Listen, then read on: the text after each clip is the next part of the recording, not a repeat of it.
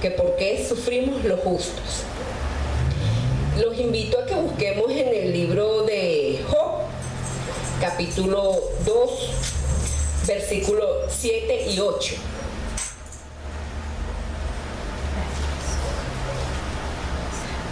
¿Ya lo tenemos? Oh, yes. Amén.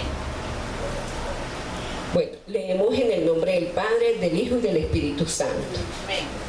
Entonces salió Satanás de la presencia de Jehová e hirió a Job con una sarna maligna desde la planta del pie hasta la coronilla de la cabeza. Y tomaba Job un tiesto para rascarse con él, y estaba sentado en medio de cenizas. Padre, en el nombre poderoso de Jesús, Señor, hoy me quito yo para que seas hablando tú, Señor. Que cada palabra que salga de mi boca, Señor, sea tu santa palabra. En el nombre de Jesús, Señor, háblanos y enséñanos, Padre, cada día más. Te damos toda la gloria, la honra, la alabanza y la adoración, Señor, solamente a ti. Amén.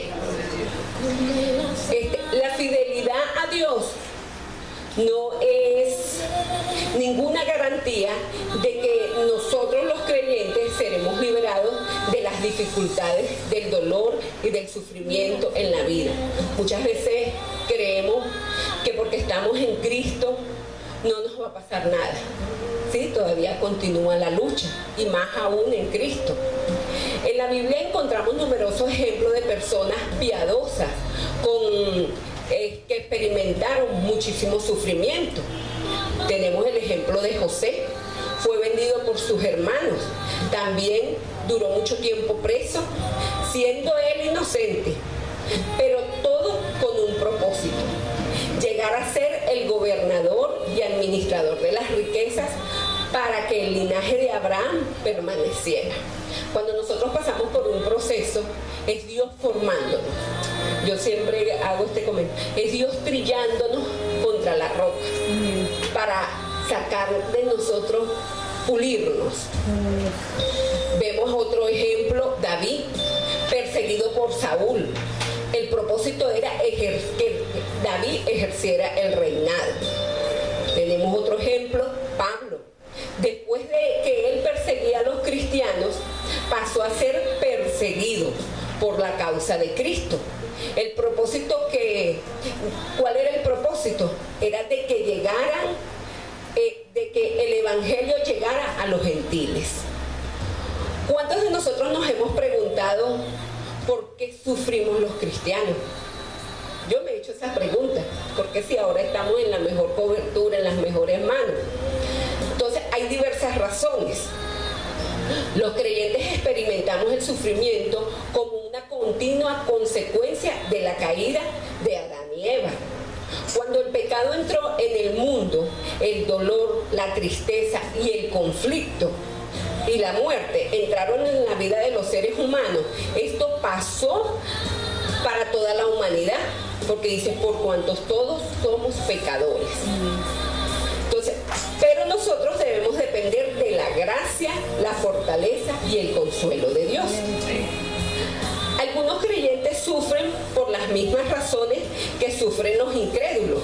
Muchas veces estamos pasando por circunstancias, porque si estamos en las manos del Señor nos pasan lo que le pasa muchas veces a la gente que no está en Cristo. Entonces, podemos decir que es la consecuencia de nuestras propias acciones. En Gálatas 6, 7, capítulo 6, versículos 7 y 8, dice: Dios no puede ser burlado, pues todo lo que el hombre sembrare, esto también segará.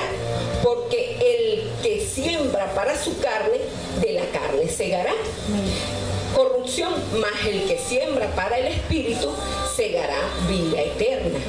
Entonces, muchas veces sufrimos la consecuencia de nuestra conducta y nuestras actitudes aquí en la tierra. Puse dos ejemplos, pero voy a poner uno porque ese es especialmente para mí. ¿Qué sucede cuando llevamos una vida disciplinada en la alimentación? Vemos que cuando empezamos empezamos a comer con desorden, comer cosas que ya sabemos que a cierta edad nos hacen daño, trae consecuencias. Empieza el colesterol, triglicéridos, todo eso. ¿Ves? Entonces, esa es la consecuencia que tenemos que nosotros correr por nuestra actitud, nuestra desobediencia y todo. Entonces, por eso vivimos muchas veces las cosas que vive el que no está en Cristo. Debemos actuar con sabiduría y conforme a la palabra de Dios. Los creyentes también sufren por la obra del diablo.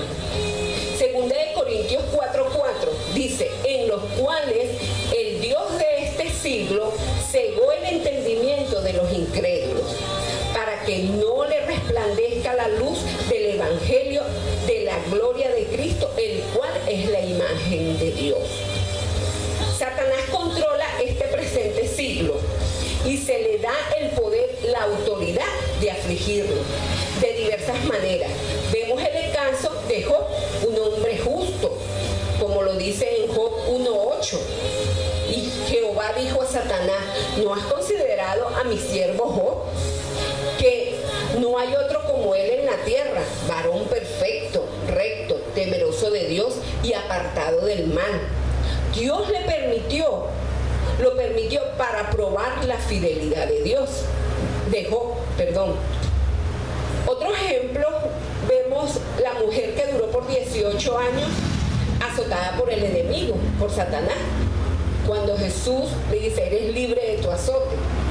Otro ejemplo que tenemos también, Pablo, cuando dice que su aguijón en la carne era un mensajero de Satanás que me ha bofeteado. Cuando nosotros participamos en la guerra contra gobernadores de las tinieblas de este siglo, inevitablemente se sufrirá adversidades.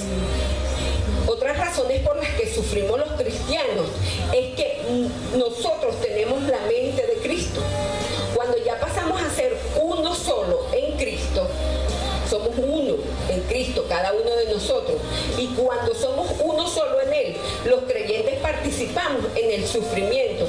Así como Cristo lloró angustiado sobre la ciudad impía de Jerusalén, nosotros debemos llorar y sufrir por el carácter pecaminoso y perdido de la humanidad. Cuando oímos noticias de muerte, fui a visitar a mi mamá y me dice mi cuñado que si no oí una noticia que pasó en Los Luises. Él dice, se metieron unos delincuentes a una casa, amarraron la abuelita en una silla, sentaron a la nieta y al nietico de 8 años frente a la abuelita. Con una escopeta le dieron un tiro a la señora aquí y la cabeza quedó como una flor. Sentí dolor. Y uno dice, no. Y entonces, haciendo esta clase, entendí el por qué nos duelen las cosas que oímos. Decimos, Dios mío, ¿por qué esto? Porque nosotros también tenemos que llorar. Así como Jesús lloró y llora aún por las cosas que suceden, nosotros nos tiene que doler también las cosas que pasan. Leemos Romanos 8:17. Y sí, hijitos, también herederos de Dios y coherederos con Cristo, si es que padecemos justamente con Él, para que juntamente con Él seamos glorificados. Amén. Jesús sufrió y nosotros, sus seguidores, también sufriremos, pero ese sufrimiento es con un propósito. Dios puede usar el sufrimiento, la vida del cristiano, para el crecimiento y transformación espiritual de cada uno de nosotros. Dios usa el sufrimiento para probar la fe de cada uno de nosotros, para ver si permanecemos fiel a Él. Esta fue la razón por la cual permitió que Satanás afligiera a Job, para ver si Job seguiría entregado al Señor o blasfemaría a Dios en su misma presencia.